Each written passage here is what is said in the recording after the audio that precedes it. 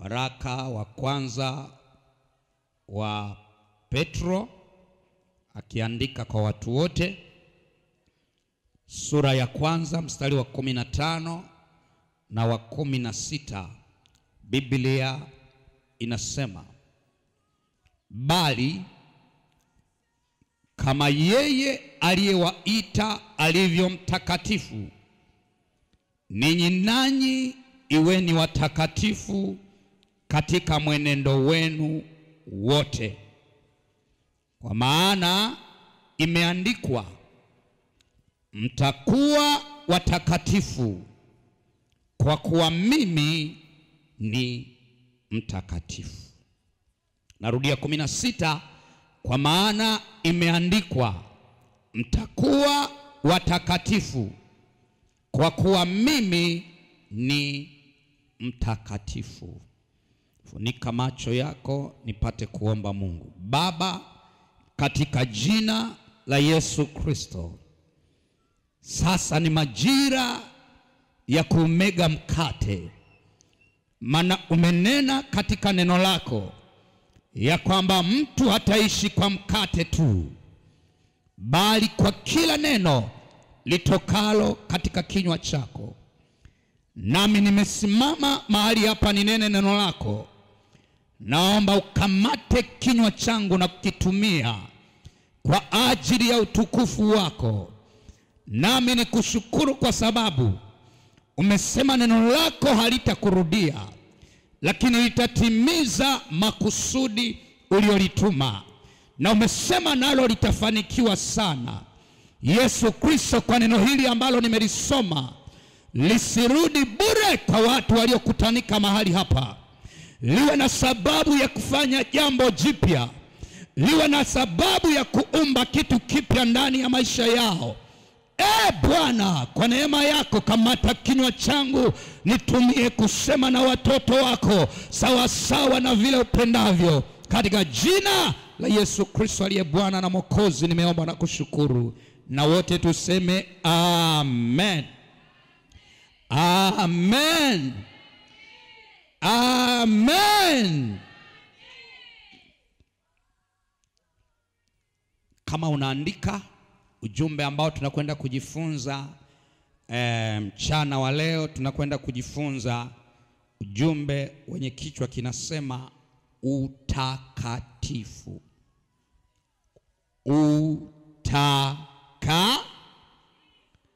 Na ni mara chache linasemwa, na ukiongelea kwa habari ya utakatifu, baadhi ya watu wanaona ni kitu ambacho hakipo duniani. Hakipo duniani. Na wakati fulani nimekutana na watu wanafanya maombi kwa ajili ya watu waliokufa. Wanasema tunataka tuwaombee Mungu awapeleke kuwa miongoni mwa watakatifu. Haleluya. Nikapata picha, nikajifunza ya kwamba kumbe upeo wa watu kumwelewa Mungu bado uko chini, kwa sababu nafasi ya kuishi maisha matakatifu mwanadamu amepewa akiwa hapa duniani. Na kama akishindwa, hakuna maombi yanayoweza yakafanyika kubadilisha maisha ya huyu mtu yakaifanya aingie kwa watakatifu baada ya kufa. Hakuna. Jina la Bwana libarikiwe. Hakuna. Hicho kitu hakipo. Na labda kitu ambacho ningetamani ujifunze kama Mkristo ni hiki, ya kwamba baada ya mtu kuokoka, Biblia inasema kwenye Wakorinto wa pili 5:17, hata imekuwa mtu akiwa ndani ya Kristo amekuwa kiumbe kipya, ya kale yamepita, tazama yamekuwa mapya. Maana yake nini? Maana yake kumbe mtu anapompokea Yesu Kristo kama Bwana na Mwokozi wa maisha yake, Mungu ambacho huwa anakifanya kupitia damu ya Yesu Kristo iliyomwagika msalabani, huwa anatakasa uovu wote na dhambi zote alizofanya na kumfanya huyu mtu kuwa kiumbe kipya. Haleluya, haleluya. Je, na kama mtu ameoshwa na kusafishwa na damu ya Yesu kuwa kiumbe kipya, huyo sio mtakatifu? Huyo sio mtakatifu? Jina la Bwana libarikiwe. Sasa kuna makosa ambayo huwa yanafanyika, na miongoni mwa makosa ambayo huwa yanafanyika ni kutouendeleza utakatifu baada ya Yesu Kristo kuwatakasa hao watu. Watu wengi wameshindwa kwa sababu hawajasimama kwenye zamu zao, hawajasimama kwenye nafasi zao, wakajifunza, wakatulia, wakatembea kwenye huo utakatifu, wakaenda sawa sawa na Mungu anavyotaka, na wanapojichafua, maana yake maisha yao hayawi matakatifu tena. Haleluya, haleluya. Ilitakiwa mtu baada ya kuokoka, amesafishwa dhambi zake, ameondolewa kwenye dhambi, ameondolewa kwenye uovu, alitakiwa atembee katika utakatifu, atembee kwenye njia ambazo zinampendeza Mungu. Lakini bahati mbaya, watu wengi baada ya kuokoka huwa wanaishia kuokoka, wanashindwa kuendeleza kile walichokipokea. Jina la Bwana libarikiwe, jina la Bwana libarikiwe. Nami niko mchana wa leo na asubuhi ya leo nikufundishe ya kwamba inawezekana baada ya kuokoka ukabaki mtakatifu, ukaishi maisha matakatifu, na hatimaye ukampendeza Bwana pamoja na wanadamu, na mbingu zikatambua ya kwamba huyu mtu ni miongoni mwa watu waliotakaswa na damu ya Yesu. Jina la Bwana libarikiwe. Nisikilize, nikufundishe kwa dakika chache taratibu. Nianze na maana ya utakatifu. Utakatifu ni kitu gani? Utakatifu ni ile hali ya kuishi katika usafi, kuishi pasipo dhambi, kuishi pasipo kutenda dhambi, kujikana na kuachana na dhambi na uchafu wote. Bwana Yesu asifiwe. Na ninaomba Mungu anipe neema nikusaidie unielewe vizuri, kwa sababu kama Biblia ambavyo nimeisoma inaeleza vema, Petro anaandika waraka huu kwa watu wote, anawaambia ya kwamba kumbe baada ya mtu kuokoka, anasema hivi, yule aliyetuita anaitwa mtakatifu. Bwana Yesu asifiwe. Mwambie jirani yako, Mungu ni mtakatifu. Mwambie aliyetuita ni mtakatifu. Anasema kama yeye aliyetuita alivyo mtakatifu, anasema nanyi iweni watakatifu katika mwenendo wenu. Maana yake nini? Maana yake ishini kwenye utakatifu kama neno linavyoagiza, au kama Mungu anavyotaka tuishi. Anaongea vizuri, anasema kwa sababu imeandikwa, na hii nitakusomea imeandikwa wapi. Anasema kwa sababu imeandikwa ya kwamba mtakuwa watakatifu, kwa kuwa mimi Mungu niliyewaita ni mtakatifu. Jina la Bwana libarikiwe. Mwambie jirani yako, unatakiwa kuvaa sura ya utakatifu wa Mungu. Mwambie unatakiwa kuvaa sura ya utakatifu, kwa sababu Mungu unayemwamini na Mungu unayemwishia ni mtakatifu. Jina la Bwana libarikiwe.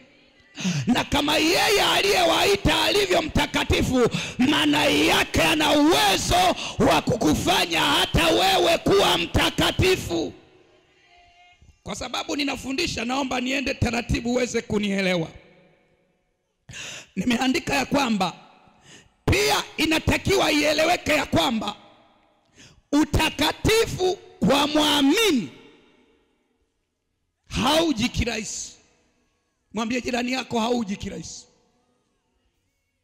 Utakatifu kwa mtu aliyeokoka si kitu chepesi. Hauji kirahisi rahisi tu kwa sababu eti umeongozwa sala ya toba basi mambo yote kuisha, wewe ni mtakatifu. No, si kitu rahisi.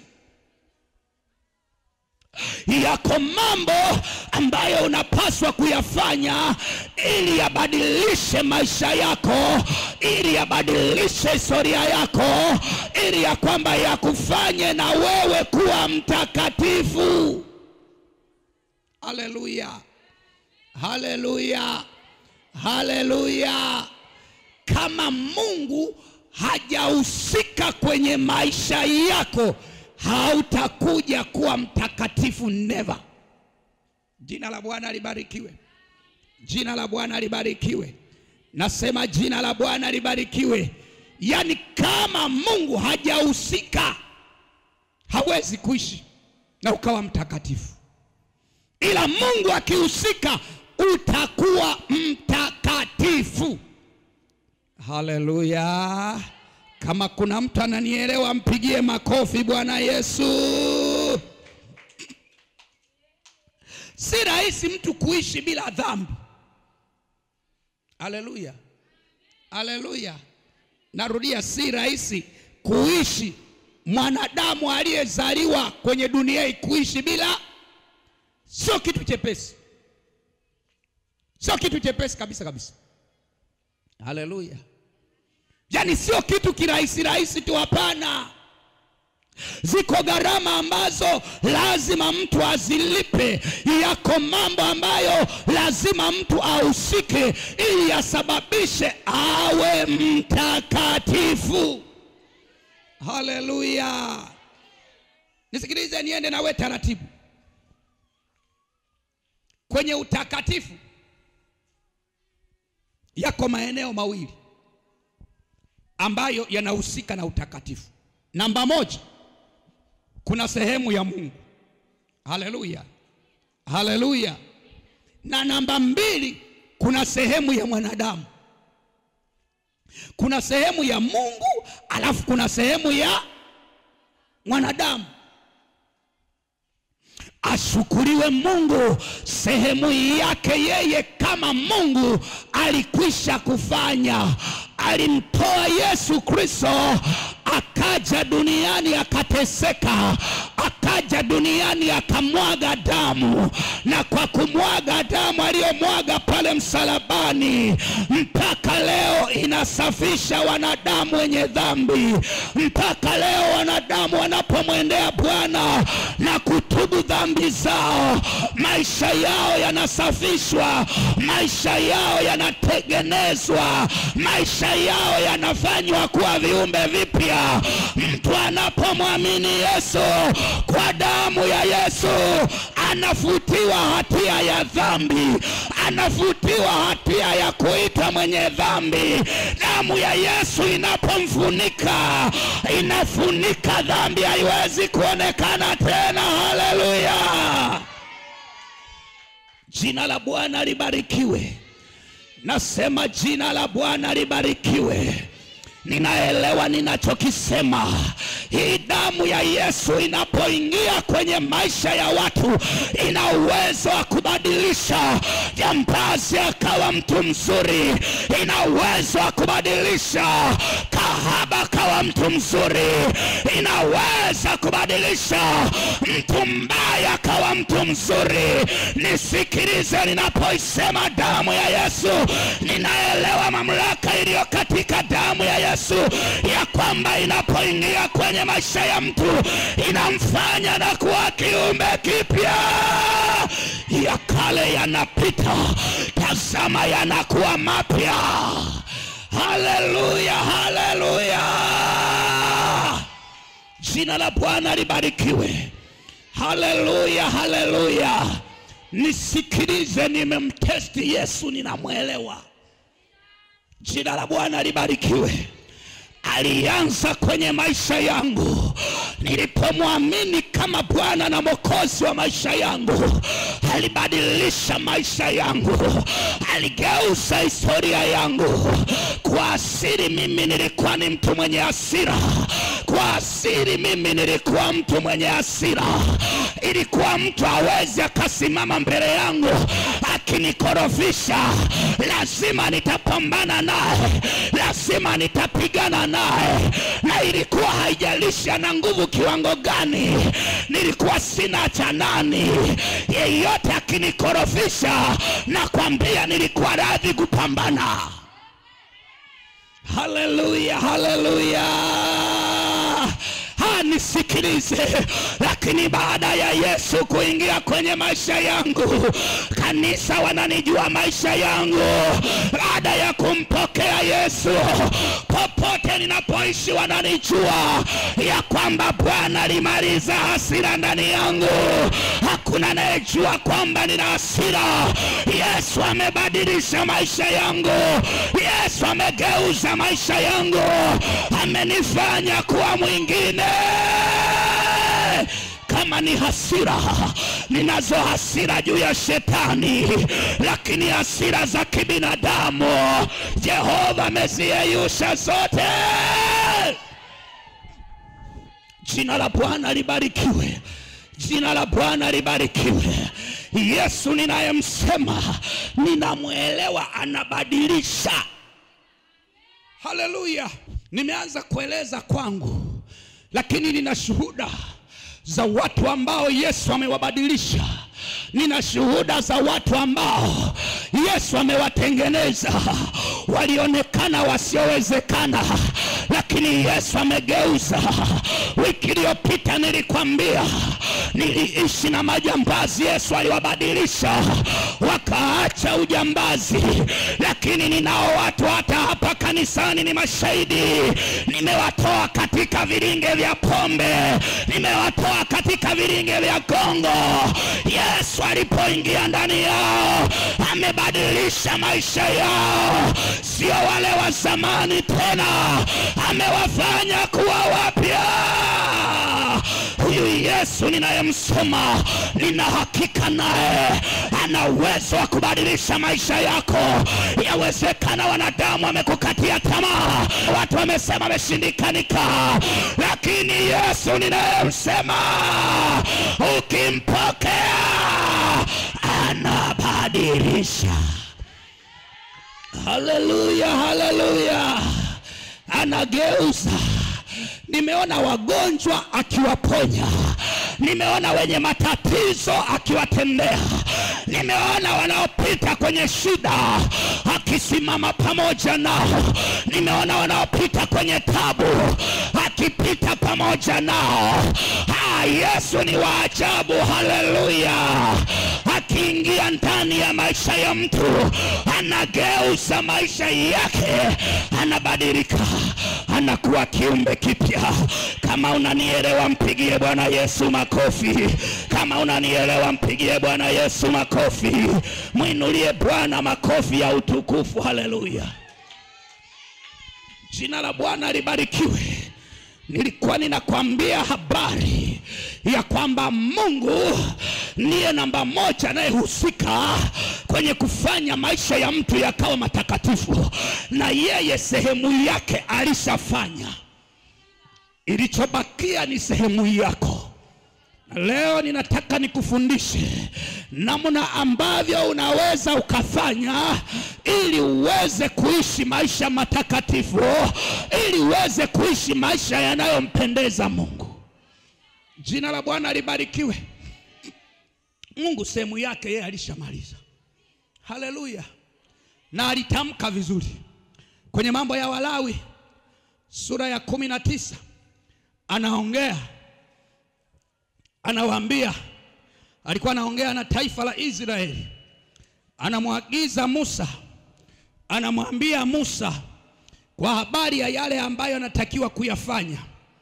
Kitabu cha Mambo ya Walawi sura ya 19, nasoma mstari wa 1 na wa 2. Biblia katika Mambo ya Walawi inasema, Bwana akanena na Musa akamwambia, nena na makutano wote wana wa Israeli, waambie, mtakuwa watakatifu kwa kuwa mimi Bwana Mungu wenu ni mtakatifu.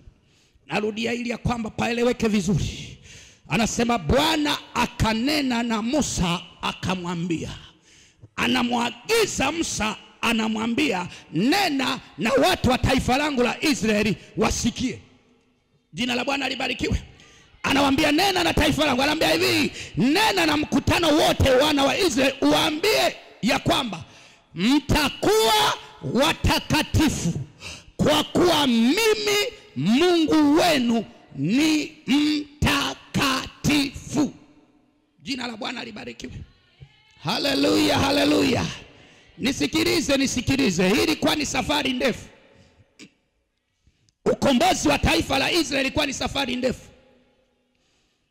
Kuwatoa nchi ya Misri kwenda Kanaani ilikuwa ni safari ndefu. Wiki chache nimewaambia, wapelelezi walienda kwa siku 40 wakarudi wamemaliza kazi. Lakini taifa lenyewe kusafiri kwenda Kanaani walienda miaka 40. Umewahi kujiuliza? Jina la Bwana libarikiwe. Wapelelezi siku 40 wamemaliza kazi. Lakini kutembea taifa zima kutoka utumwani kwenda nchi ya Kanaani walitembea miaka 40. Haleluya. Haleluya. Nikawaambia humo mote mlikuwa ni madarasa ili tunaokoka leo tujifunze. Ili tunaomwamini Yesu leo tuwe na darasa la kujifunza.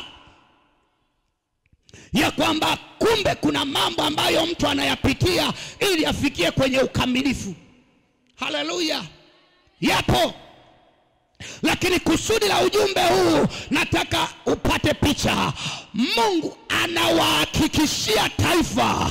Anasema jamani, taifa langu niliochagua, ninyi mnaonekana mlikuwa ni watenda dhambi, mnaonekana mlikuwa ni watu wa kufanya mabaya, lakini ninawaagiza sasa mtoke kwenye nchi ya utumwa muende kwenye nchi yangu ya ahadi. Anasema mtakapofika huko mtakuwa watakatifu kama mimi nilivyo mtakatifu. Ninakwenda kwenye kitabu cha Kumbukumbu la Torati sura ya 28 mstari wa 1 na kuendelea. Wakati Mungu anaongea na Musa, anawaambia Waisraeli ya kwamba mtaisikiliza sauti ya Bwana Mungu wenu kwa bidii. Mkisha isikiliza sauti ya Bwana Mungu wenu kwa bidii, anasema mkatenda sawa sawa na ninavyoagiza leo, anasema ndipo atakapoamuru baraka kuajiria, ndipo atakapoamuru utakatifu kuajiria, ndipo atakapoachilia neema kuwa juu yenu na kuwafanya kuishi kama watakatifu. Haleluya. Kumbe ili utakatifu uweze kuja, yako mambo ambayo mwanadamu lazima ayafanye, lazima ayatende. Jambo la kwanza, lazima akubali kujifunza neno la Mungu. Nisikilize, niko na kusaidia ili ya kwamba uelewe ya kwamba inawezekana kuwa mtakatifu. Hata kama watu wanasema kwenye dunia hii haiwezekani, achana na wanadamu. Haleluya. Haleluya. Hebu muulize jirani yako, hivi unaamini mtu anaweza kuokoka duniani? Muulize jirani, hivi mtu anaweza kuokoka duniani hapa kweli? Na madhambi yote yaliyojaa haya. Na hicho ndicho kimekuwa kigezo cha watu kumsingizia Mungu. Mimi ni mwanadamu tu, mimi ni sisimizi tu, mimi ni kimdudu tu. Wewe ni mdudu wewe? Wewe ni sisimizi wewe? Wewe ni mnyama wewe? Bwana Yesu asifiwe. Nisikilize, wewe ulifinyangwa. Mwambie jirani yako ulifinyangwa. Na katika Yeremia 1:4-5 anasema kabla haujatoka tumboni nalikujua. Alafu anasema nalikutakasa. Sijui kama kuna mtu ananielewa. Nisikilize unielewe. Anasema kabla haujatoka tumboni mwa mama yako nalikujua, na kabla hujatoka tumboni nalikutakasa. Maana yake wewe umetakaswa hata kabla hujatoka tumboni. Wewe umefanywa kuwa kiumbe kipya hata kabla hujatoka tumboni. Kinacholeta shida ni uelewa na namna ya kusimama na Mungu. Haleluya. Haleluya. Jina la Bwana libarikiwe. Jina la Bwana libarikiwe. Wewe ulishatakaswa toka tumboni mwa mama, ila kujitambua ya kwamba ulitakaswa kunaanzia kwenye hii pointi ya kwanza ambayo nimesema unatakiwa uijue. Nimesema namba 1, unatakiwa kujifunza neno la Mungu. Kwa nini unatakiwa kujifunza neno la Mungu? Unatakiwa kujifunza neno la Mungu ili ukae kwenye utakatifu. Haleluya. Unatakiwa kujifunza Biblia ili ukae kwenye utakatifu. Yohana sura ya 8:31 na 32. Nasoma kwa jina la Bwana kitabu cha Yohana sura ya 8:31 na 32. Biblia inasema basi Yesu akawaambia wale Wayahudi waliomwamini, ninyi mkikaa katika neno langu mmekuwa wanafunzi wangu kweli kweli, tena mtaifahamu kweli, na hiyo kweli itawaweka huru. Jina la Bwana libarikiwe. Jina la Bwana libarikiwe. Anasema ninyi mkikaa katika neno langu mtaifahamu kweli, na hiyo kweli itawaweka huru. Maana yake hiyo kweli itawakomboa. Maana yake hiyo kweli itawafanya mbadilike. Maana yake hiyo kweli itageuza historia ya maisha yenu. Maana yake hiyo kweli itawafanya mjijue, na mkisha jijua mtafanya maamuzi mapya ya kuishi sawa sawa na Mungu anavyotaka. Jina la Bwana libarikiwe. Nasema jina la Bwana libarikiwe. Narudia, jina la Bwana libarikiwe. Nisikilize, unahitaji kuijua kweli ili ya kwamba utembee kwenye utakatifu. Dunia hii inafundisha hawezi kuokoka duniani. Dunia hii inafundisha mwanadamu hata siku moja hawezi kuwa mtakatifu. Hiyo ni dunia.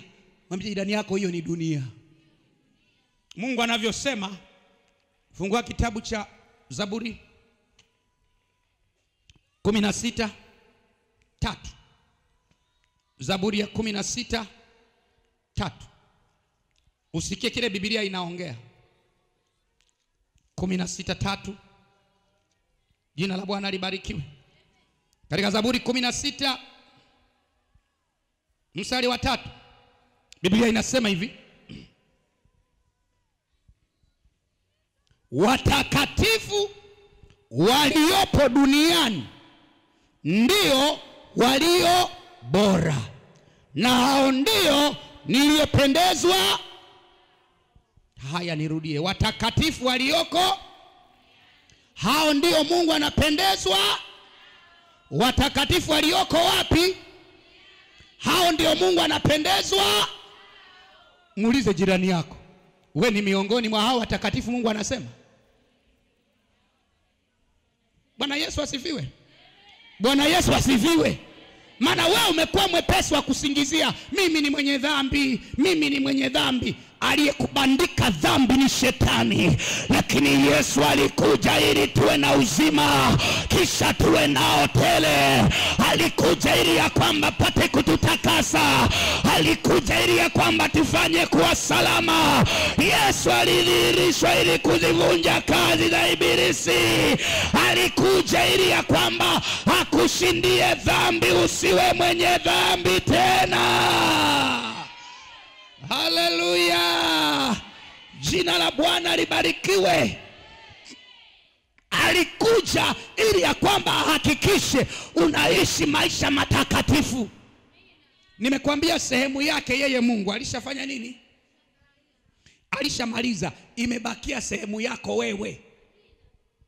Mwambie jirani yako, umebakia wewe kuwa mtakatifu. Yesu alishamaliza kwa ajili yako. Haleluya.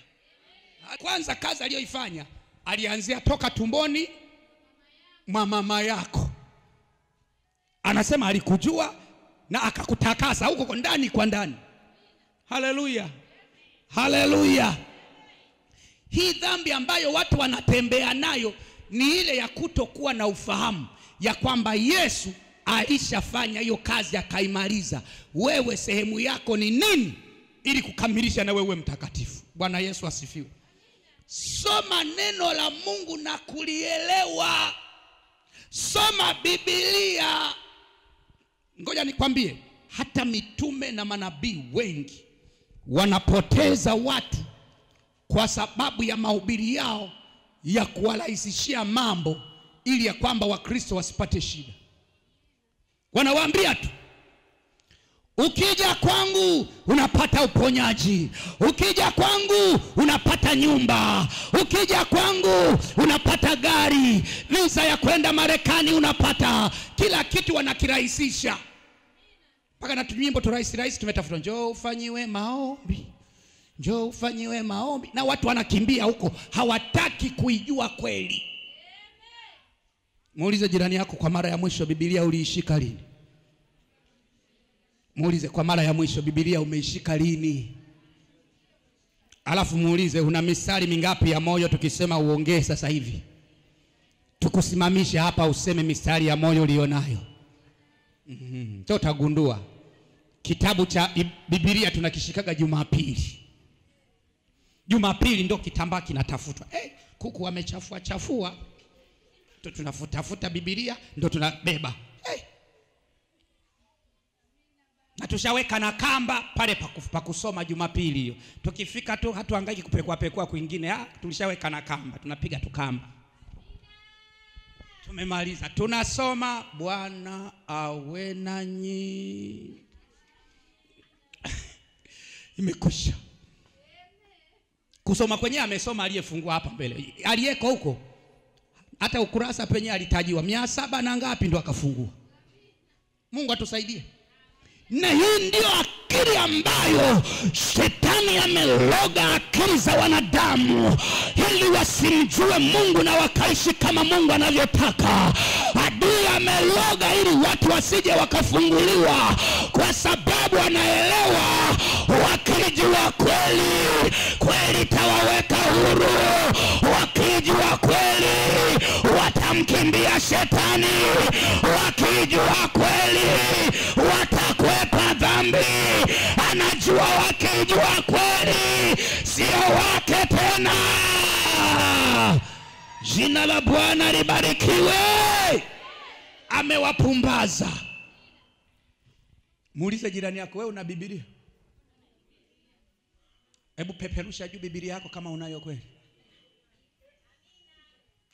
Unaona zinahesabika tu. Zinahesabika tu. Mungu atusaidie. zinahesabika. Mungu atusaidie. Kwa nini? Kwa sababu shetani anajua ukijua kweli utawekwa huru, ukijua kweli utabadilika, ukijua kweli maisha yako yatageuzwa kuwa mwingine kwa jina la Bwana. Jina la Bwana libarikiwe. Nisikilize, ukisoma kwenye Biblia hauwezi ukabaki vile vile. Labda wale wavivu wa kusoma. Kama wewe una bahati ya kusoma Biblia, nataka nikugarantii. Kama una kawaida ya kusoma Biblia angalau kurasa 1, 2 au 3 za Biblia, kurasa 1, 2 mpaka 3 kwa siku, huwezi ukabaki vile vile. Huwezi ukabaki vile vile. Ibrania 4:12 ananiambia neno la Mungu li hai, tena lina nguvu, lina uwezo wa kugeuza. Anasema liko hai, lina uwezo wa kubadilisha. Anasema liko hai, lina uwezo wa kumfanya mtu kuwa mpya. Anasema linaweza kugawanya nafsi na roho, linaweza kugawanya mafuta na mwili. Neno la Mungu liko hai. Alafu mbele anasema lijepesi kutambua mawazo ya moyo wako. Haleluya. Hata kama ulitaka kwenda kuiba, unakutana na andiko linakwambia mwezio Hanania na Safira waliiba tu fungu la 10, walifia madhabahuni, utakufa kabla ya wakati wako. Kama ulitaka kwenda kuua, linakwambia mwenzako Kaini alipomuua Habili tu alipotezwa mazima, akafukuzwa, uhusiano na mwanadamu kapotea. Unaposoma neno la Mungu, kwa sababu linakujua, linakuweka mahali ulipostahili kuwa. Jina la Bwana libarikiwe. Jina la Bwana libarikiwe. Haleluya, haleluya. Haleluya, haleluya. Wengi wanapotea, hawapo kwenye utakatifu kwa sababu Biblia hawasomi. Na alishadanganywa na mchungaji wake au kiongozi wake wa dini. Kiongozi wake wa dini alimwambia jisaidie. Biblia yenyewe imesema jisaidie na Mungu atakusaidia. Na wengi wamedanganywa kweli. Bwana Yesu asifiwe. Ukikutana na mhubiri huyo anakuambia Biblia imesema jisaidie na mimi nitakusaidia, mwambie Bwana nionyeshe ili andiko wapi. Nina mpango nalo kweli nilielewe. Mwambie kuonyeshe. Utagundua ni mhubiri na nabii wa uongo. Haleluya. Kwa sababu halipo kwenye Biblia andiko hilo. Jina la Bwana libarikiwe. Wapendwa, jina la Bwana libarikiwe. Niko hapa nikusaidie ili ya kwamba uweze kuishi maisha matakatifu. Lazima uliamini neno la Bwana. Lazima uliamini neno la Bwana.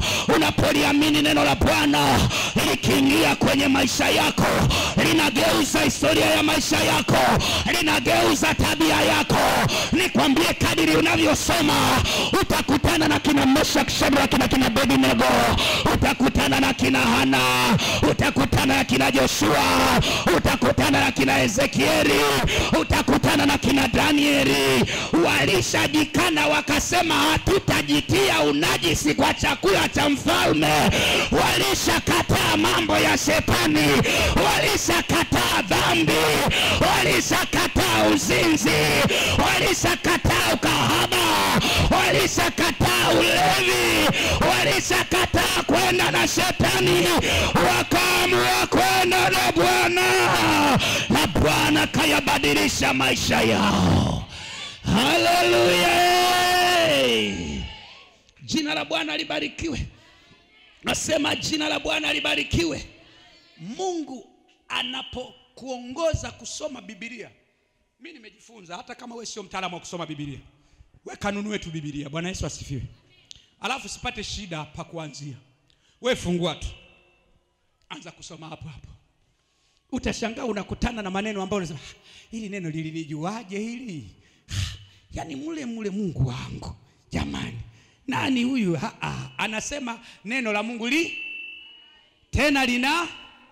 tena lije pesi kuyatambua, mpaka mawazo ya moyo wako linajua. Bwana asifiwe. Bwana asifiwe. Nasema Bwana asifiwe. Nasema Bwana asifiwe. Na niwaambia hivi, hili neno si mnakiona, mnasema hiki kitabu. Hiki ni zaidi ya kitabu. Mwambie jirani yako ni zaidi ya kitabu. Mwambie ni zaidi ya kitabu. Mwambie jirani yako hiyo Biblia uliyoshika ni zaidi ya kitabu. Kabisa kabisa. Yohana 1:1 mpaka 4.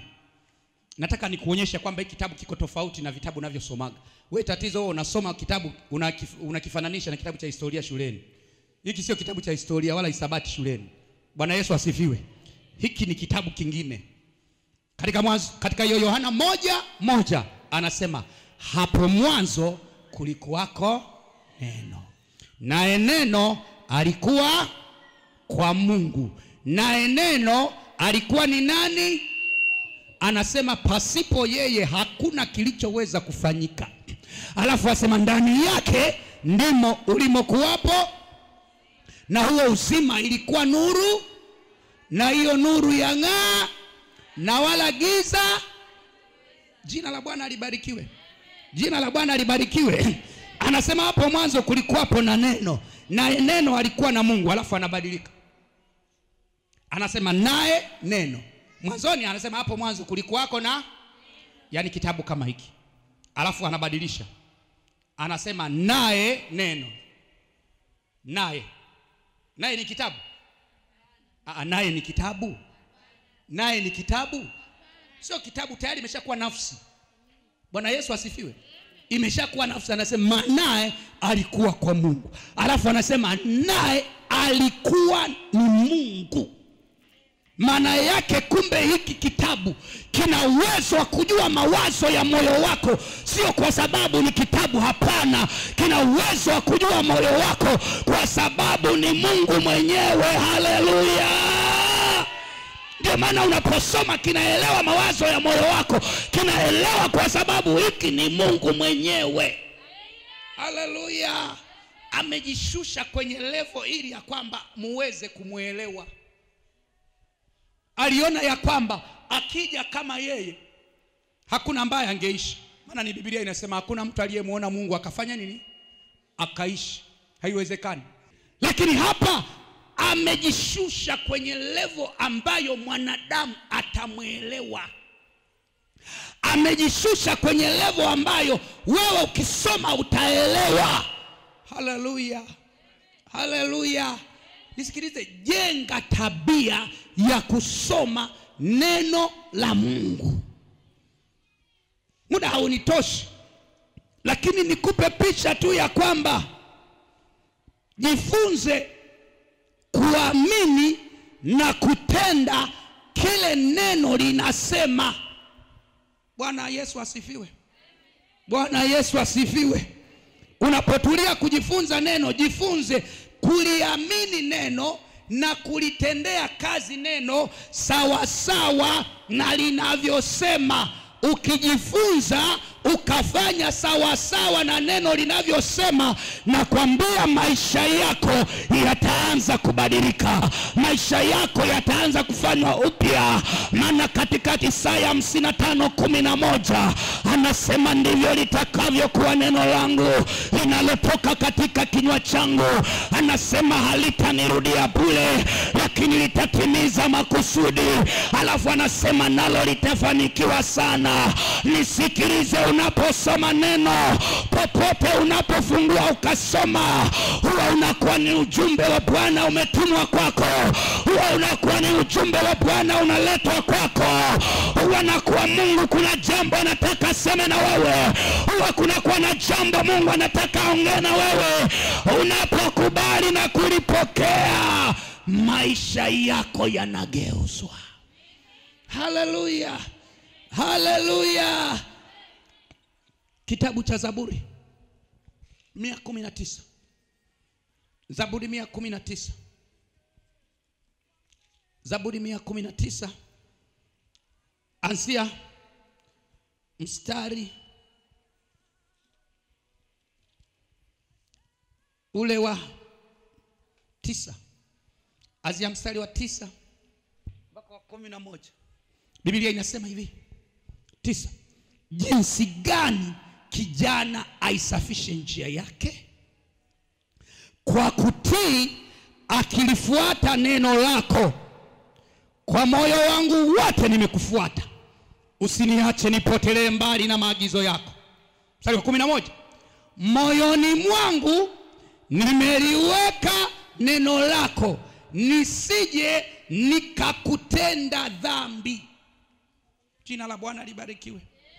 Anasema ni kwa jinsi gani kijana aisafishe njia, ni kwa jinsi gani mama aisafishe njia, kwa jinsi gani binti aisafishe njia, kwa jinsi gani baba aisafishe njia, yani awe na maisha matakatifu. Kwa namna gani? Anasema kwa kulitii na kulifuata neno la Bwana. Anapolitii na kulifuata neno la Bwana, maisha yake yanasafishwa, njia zake zinasafishwa, anauishwa ndani kwa ndani, kiu ya dhambi inaondolewa. Neno la Mungu linapoingia linashawishi kufanya matendo mema. Tuwe serious hapo, lazima tuwe wakali hapo, lazima tuwe makini. Jina la Bwana libarikiwe. Hauwezi ukacheka na dhambi ukabaki salama. Narudia, Waswahili wanasema ukimchekea nyani utavuna. Ukimchekea nyani utavuna. Nisikilize, ukicheza na dhambi unakwenda motoni. Hautakuwa na sababu ya kujitetea, hautakuwa na sababu ya kusema sikuambiwa. Ukicheza na dhambi utakwenda motoni. Dhambi ni mbaya. Mzima na heshima zake, anarudi na watoto wanamwangalia michilizi. Pombe haina adabu. Mama mzima ovyo, anatoka anatembea, ameenda upande, anavua nguo ovyo tu popote. Hata wanaocheza vingoma vile, zikiwa hazijakaa vizuri, unaonaga wanavua nguo? Mnaonaga wanavua nguo? Yaani wao wanatafuta vya kuzimua akili kwanza. Anaenda kutafuta pombe ivuruge kichwa kwanza, iloge kichwa kwanza kiharibike, ndio anaenda kuvua nguo, anacheza uchi. Jina la Bwana libarikiwe. Nisipokuambia ninakupotosha, nisikilize, ni Biblia. Dhambi unapaswa kuikimbia, dhambi unapaswa kukaa nayo mbali, dhambi upaswi kuisogelea. Usicheze na dhambi, dhambi inachinja. Ukicheza na dhambi utavuna mabua, nakwambia. Utavuna mabua, utaenda motoni. Na mimi nakufundisha, sitaki uende motoni. Bwana Yesu asifiwe. Bwana Yesu asifiwe. Kuna mitaa unajua kabisa hii mitaa ya shetani, na njia hiyo usipite. Mitaa ya nani? Wewe mwenyewe unaijua. Wewe mwenyewe shahidi. Unapitaga tu, kunasema huko ninaenda kufanya hivi. Kuna mtu anafanyaga dhambi kwa bahati mbaya kama ya uzinzi, ulevi? Mtu anafanyaga kwa bahati mbaya?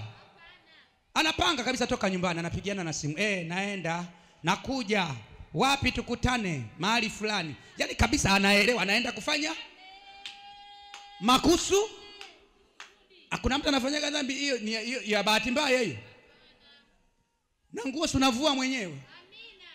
Mungu atusaidie. Mungu atusaidie. Hapana, nataka nisaidie watu waende mbinguni. Lazima nikwambie, kama una mpango wa kwenda mbinguni, kimbia dhambi, kimbia dhambi. Kaa mbali na dhambi, kimbia dhambi. Kaa mbali na dhambi. Yusufu alikimbia.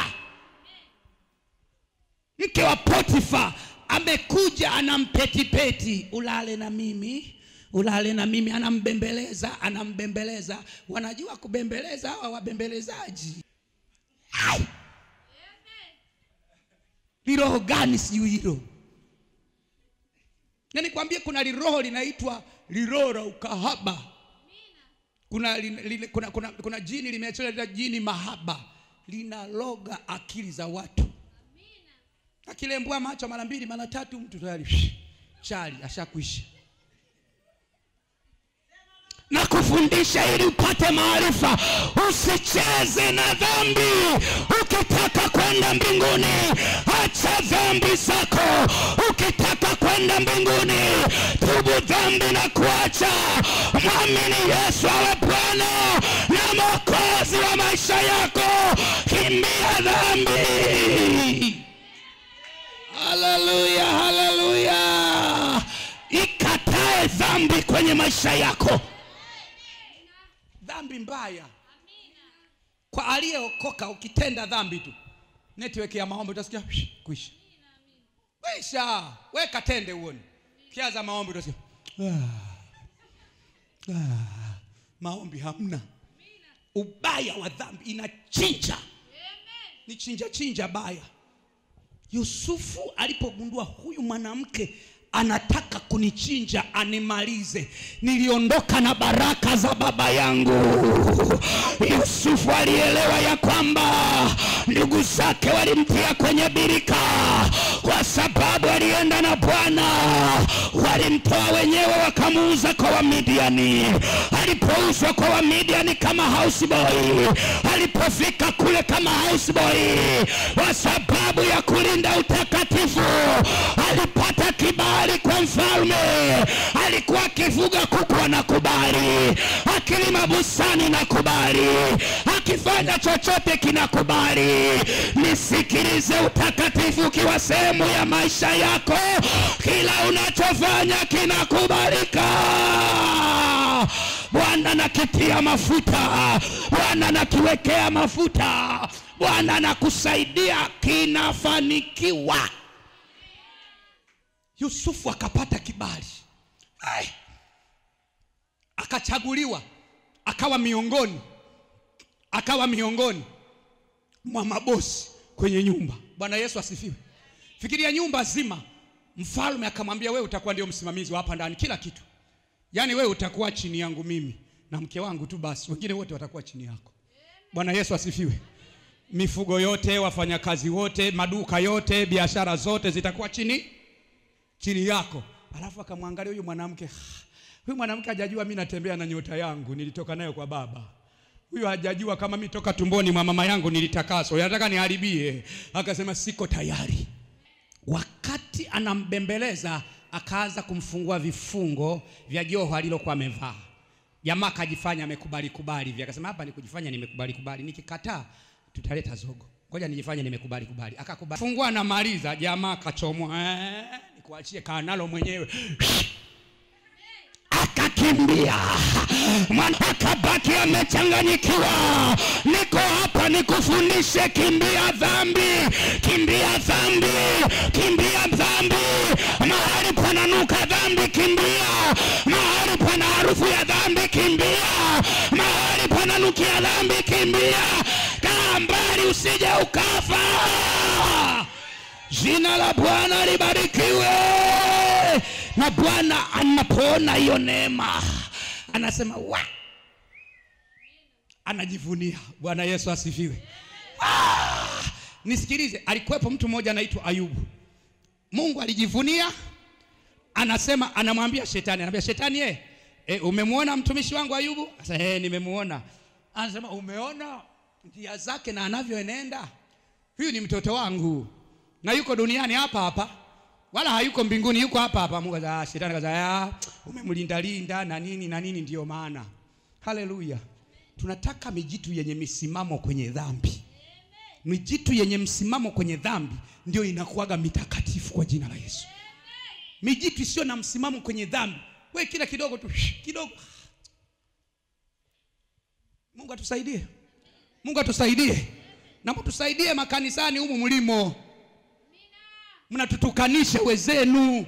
Tunachoka kutukanwa. Haleluya. Tunachoka kunyooshewa vidole. Yule mchungaji wa yule muhuni yule ndio huyo mchungaji wake. Mchungaji wa yule muhuni ndio. Mungu atusaidie. Unafikiri tunapenda? Ni kwa sababu tulikubali tu kubeba ili joki la kuwa wachungaji, lakini huwa tunaiumia. Wakati mwingine hata kula hatuli kwa sababu ya watu ambao wanajichanganya, wanafanya kinyume na vile Mungu anavyotaka. Lakini unapokimbia dhambi, na mimi mchungaji ninaweza nikajivunia, umemwona mama fulani kiboko ya wahuni hapa mtaani, na mimi nikapita kifua mbele kwa sababu ya kwako. Haleluya! Jina la Bwana libarikiwe. Mwenzako mmoja anaitwa Samsoni alitesti, akafanya dhambi, alishia kutobolewa macho. Amina. Alitobolewa macho. Muulize jirani yako, nataka kutobolewa macho? Na nasema tu inawezekana ulishatobolewa zamani. Naongea tu hapa, inawezekana ulishatobolewa zamani. Wewe kila mwanaume ukimwona tayari, kila mwanamke ukimwona tayari. Si umetobolewa macho wewe? Uko salama kweli wewe? Uko salama? Muulize jirani, uko salama kweli mwenzangu? Haleluya. Haleluya. Nawezekana ulishatobolewa zamani, lakini Yesu ameleta injili hii kwa sababu anataka akutengeneze, kwa sababu anataka kufanye kuwa kiumbe kipya, kwa sababu anataka kubadilisha, kwa sababu anataka kufanye kuwa mwingine. Ukimwamini ukaacha dhambi, maisha yako yanabadilika. Jina la Bwana libarikiwe. Jina la Bwana libarikiwe. Muda haunitoshi, lakini nikwambie Mungu anatutaka tuishi maisha matakatifu.